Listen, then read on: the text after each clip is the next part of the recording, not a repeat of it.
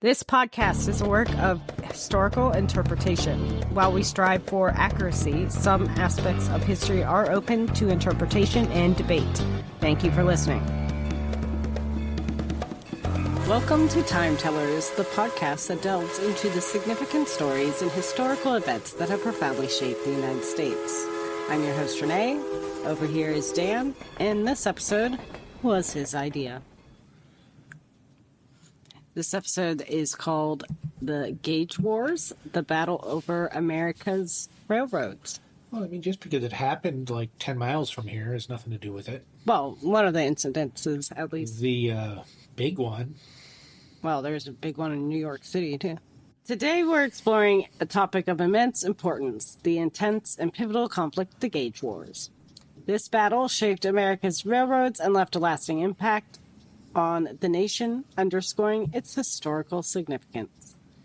And a lot of people don't know about it, because I didn't know about it until you mentioned it. So, early days of railroads. Real quick recap. In the early 19th century, the United States was expanding rapidly, and development of railroads was crucial to connecting the vast country. However, a burgeoning rail industry faced a significant and complex challenge, a standardized track gauge. What is a track gauge? Good question. The track gauge is the distance between the inner sides of the rails. Early American railroads used various gauges, often determined by the preference of individual companies or regions. Common gauges included the standard gauge of 4 feet, 8.5 inches, the broad gauge of 5 feet, and several others. This lack of uniformity made transporting goods and passengers across different rail networks harder, creating inefficiencies and hindering economic growth. Okay. The conflict begins. As the railroad industry grew, so did the competition and disagreements over which gauge should become the standard. The most prominent battle was between the standard gauge, championed by many northern railroads, and the broad gauge, preferred by the influential Erie Railroad and several southern lines. The Erie Railroad, one of the largest and most influential companies, adopted a broad gauge of 6 feet. This choice created a de facto standard for the northeastern United States.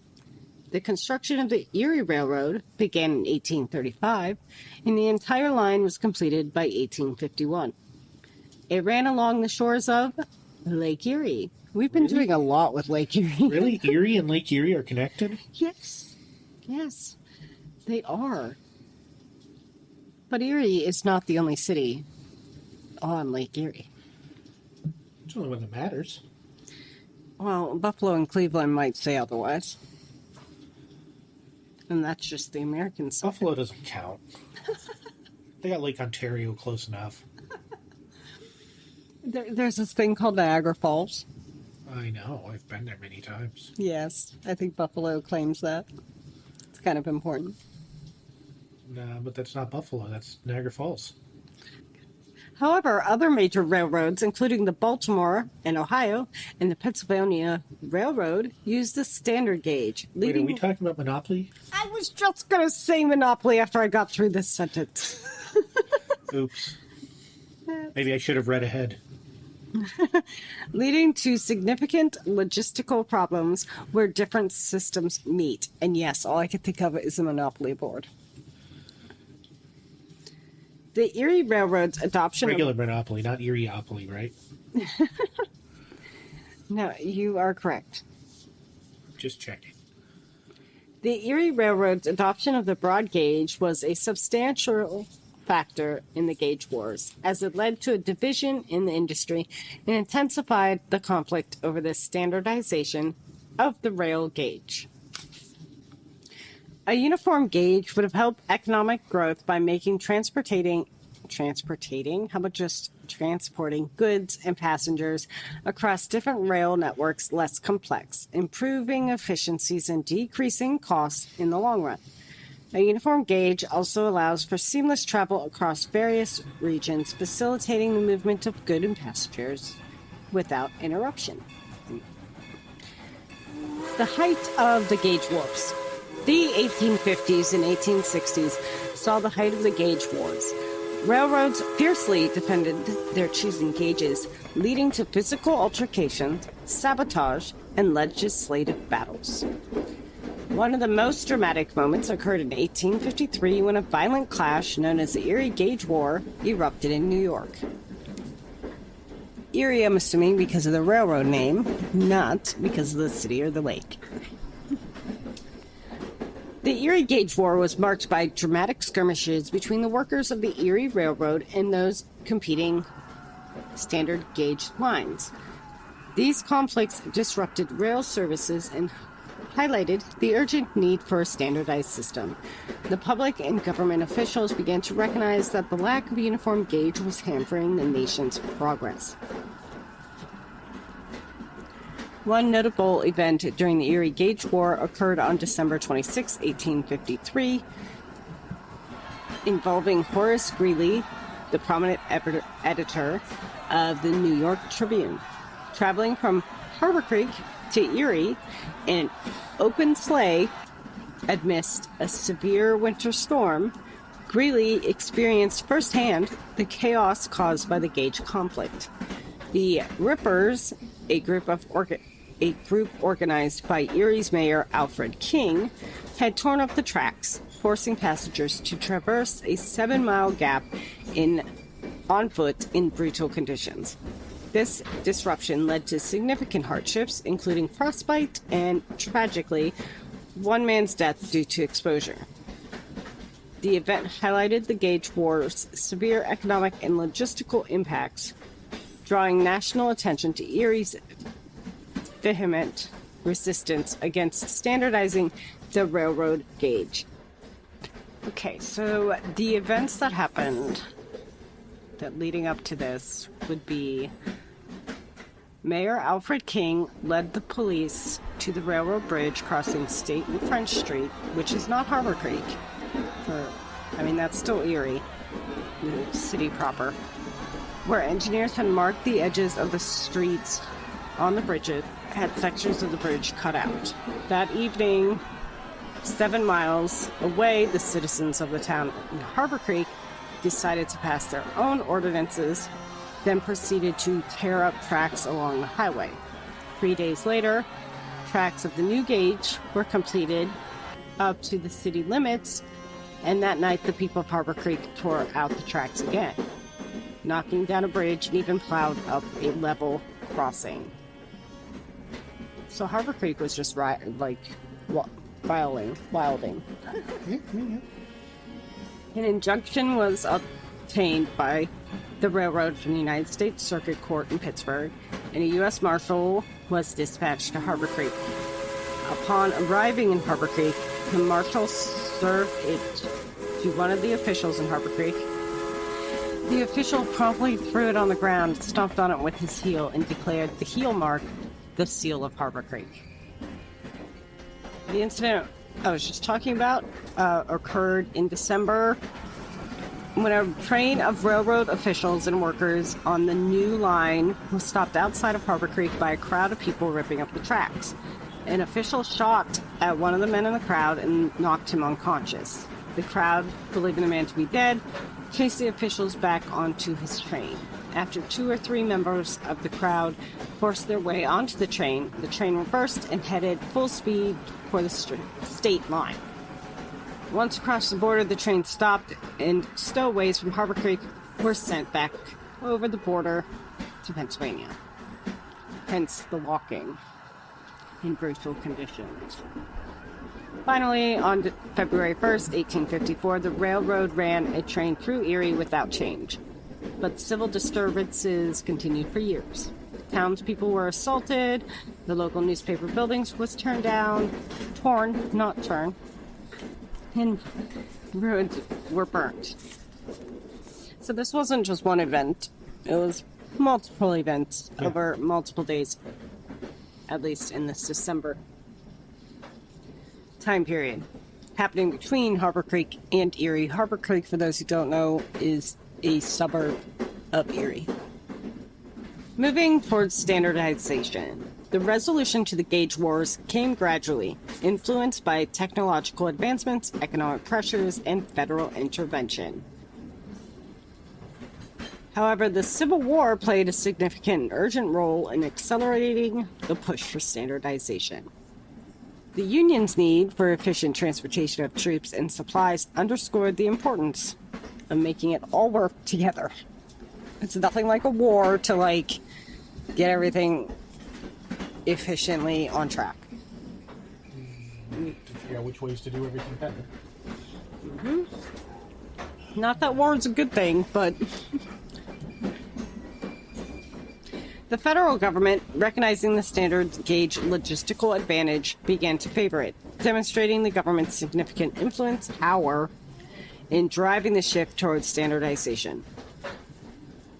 Now I'm going to just name a couple of the legislation that kind of standardize this.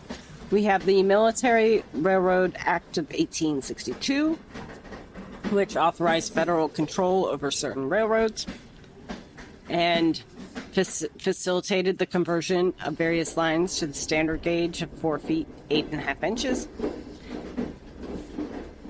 The establishment of the United States Military Railroad was led by General Daniel McCallum. Basically, the railroads were taken over for the Union military during the Civil War. The Pacific Railroad Act of 1862 also mandated a uniform gauge for constructing the first transcontinental railroad, which is linking the eastern and the western United States with the standard gauge. This act, in federal coordination with major private railroad companies, included financial incentives and technical support to convert existing tracks and to build new ones to the standard gauge. These measures collectively created a more unified and effective railroad system, significantly contributing to the Union's war effort and establishing a foundation for the post-war railroad expansion. I don't know why my throat hurts all of a sudden, but... You have COVID. No. I was going to say, go probe yourself. No thanks. Just jam it in and swirl it around at least 3 times.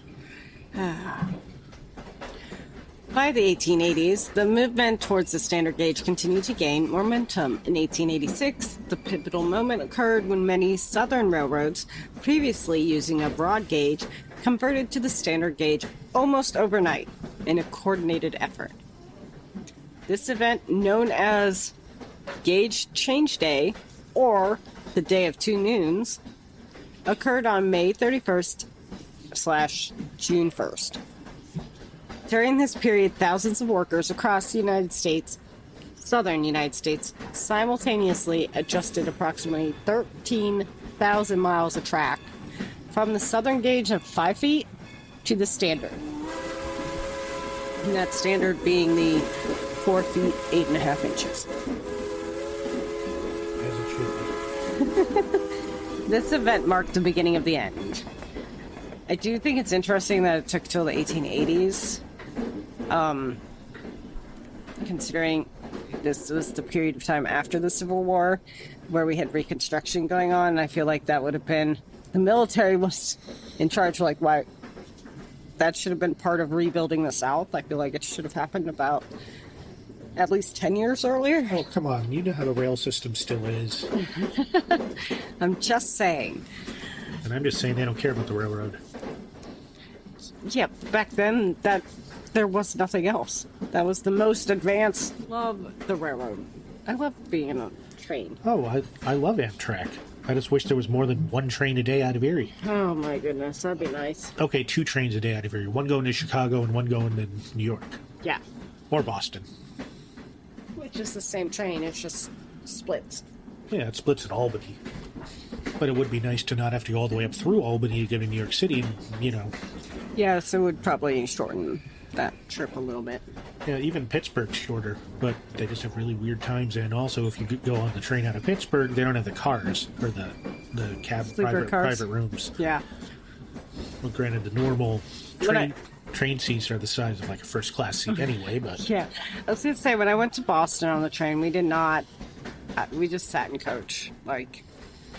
But when we took the train out to California growing up, we definitely got a sleeper car then.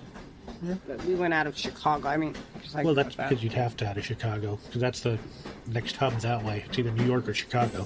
Right, but I'm saying like we didn't come up to Erie. We just went to Chicago. Yeah, you got on the station right by the lake, right? I would assume. I In don't. Cleveland, there. Chicago. No, but I meant to grew get up to in Dayton. Chicago.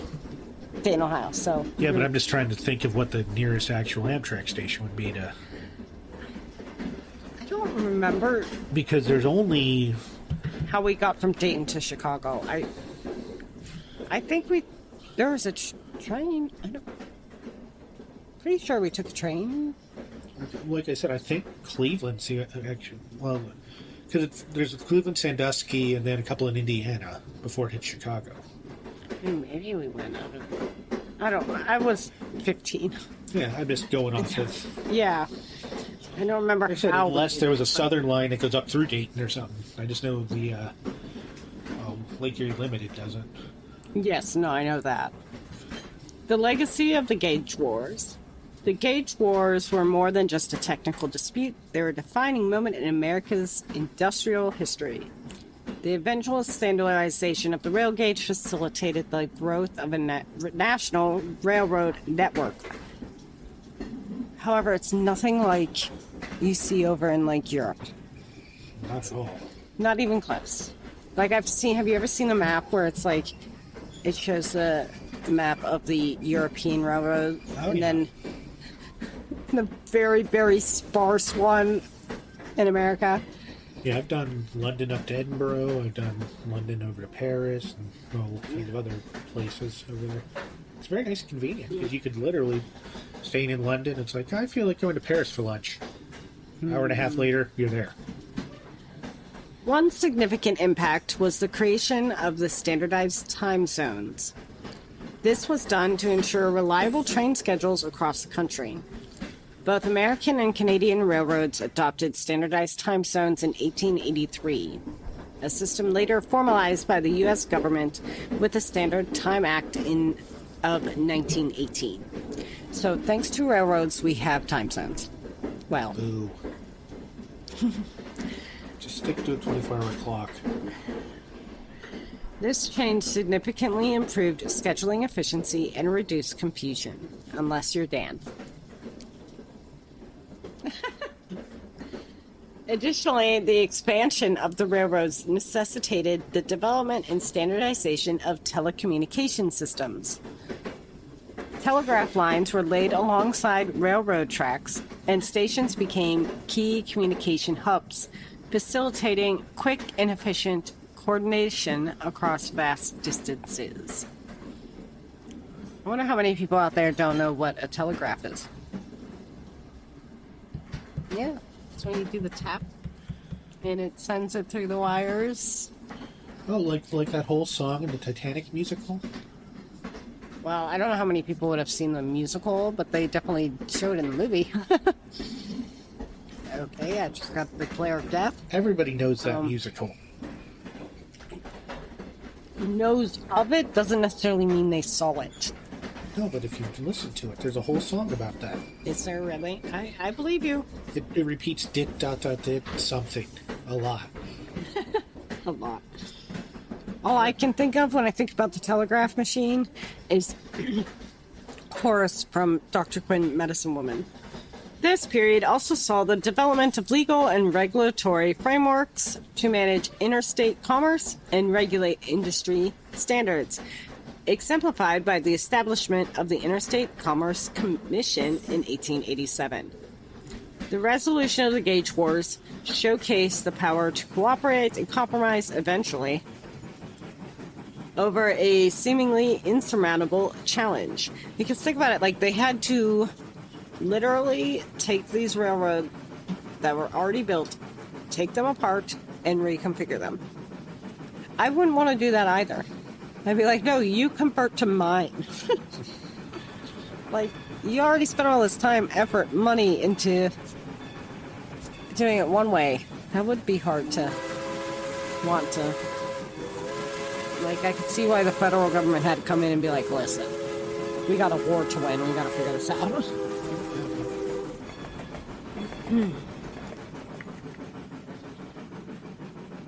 Anything else to say about the gauge wars? Not at this moment. I might edit myself in. Okay. No, I probably won't, but just say, hey, I clone your voice. No, thank you.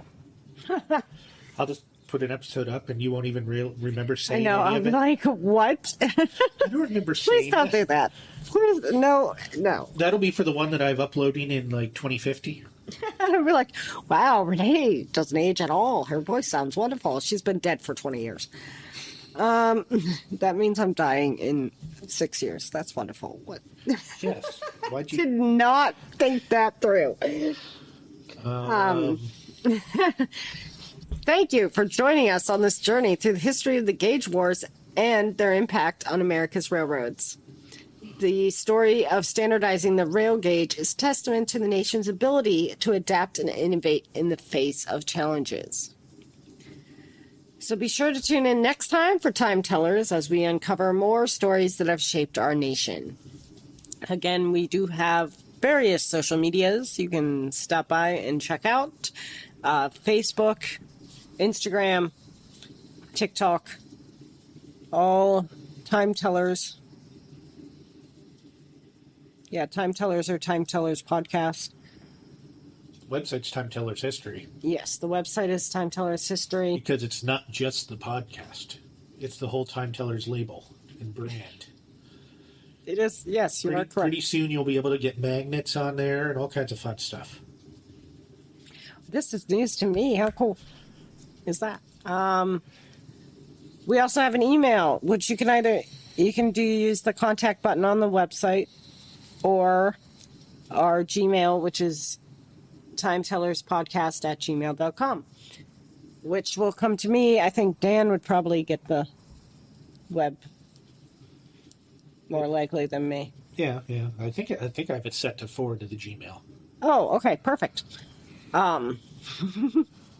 And we do have a Facebook page, although if you send a message on Facebook, like Dan attempted to do for the other day, I may or may not see it right away.